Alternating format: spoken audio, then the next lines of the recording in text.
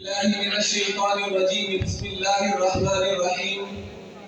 إنما يخشى الله من عباده العلماء صدق الله العظيم قال النبي صلى الله عليه وسلم العلماء ورثة الأنبياء أو كما قال عليه الصلاة والسلام. سامعین کرام، میرے مشفق و مربی اساتذہ کرام اور گلشن قاسمی کے شگوف پھولوں، آج میں اس مبارک محفل میں جہاں ہر طرف نور کی چادر تنی ہوئی ہے، میں چاہتا ہوں کہ اس مقدس ہستی کا تذکرہ کروں کہ جس کی جرأت و شجاعت، دانش مندی، عقل و تدبر اور انقلابی زندگی پر بہت سے لوگوں نے مختلف پہلوؤں سے بہت کچھ لکھا اور کہا ہے اور کہنے اور لکھنے پر مجبور بھی ہوئے ہیں، کیونکہ اس مقدس ہستی نے اس سفید ہستی پر ایک انقلاب آفری اور نمایاں کارنامہ انجام دے کر تاریخ انسانیت کے اوراق کو اس طرح سجایا ہے کہ جس کا ایک ایک حرف آب زر سے لکھنے اور میزان عدل میں تولے جانے کے قابل ہے، جن سے میری مراد فتح حریت امام انقلاب شیخ الہند حضرت مولانا محمود الحسن دیوبندی کی شخصیت ہے۔ سامعین کرام، وقت مجھے اجازت نہیں دیتا، میں ایک دو منٹ میں اپنی بات کو پورا کرنا چاہتا ہوں۔ سامعین کرام، حضرت شیخ الہند کی شخصیت تو وہ ہے کہ دنیا نظیر پیش نہیں کر سکتی۔ ہاں مجھے کہنے دیجئے، جب ظالم ظلم کر رہے تھے، جو انصاف کر رہا تھا، اسے شیخ الہند کہتے ہیں۔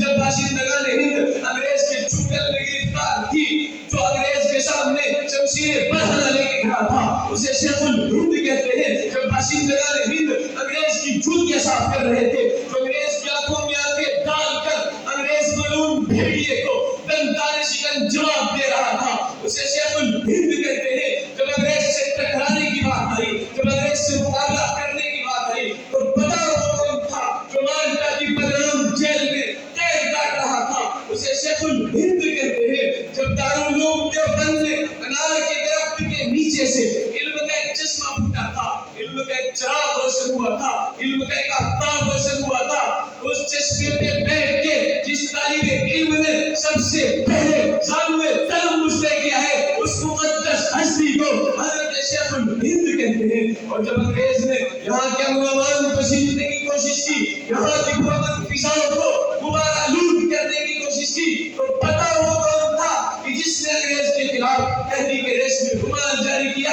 وہ تحریک جس نے انگریز کے تخت کی بنیاد ہلا دی تھی، اس تحریک چلانے والی مقدس ہستی کو حضرت شیخ الہند کہتے ہیں۔ سامعین کرام، وقت اجازت نہیں دیتا، میں شعر پڑھ کر اپنی تقریر ختم کرتا ہوں کہ حضرت شیخ الہند اس شعر کے حقیقی مصداق تھے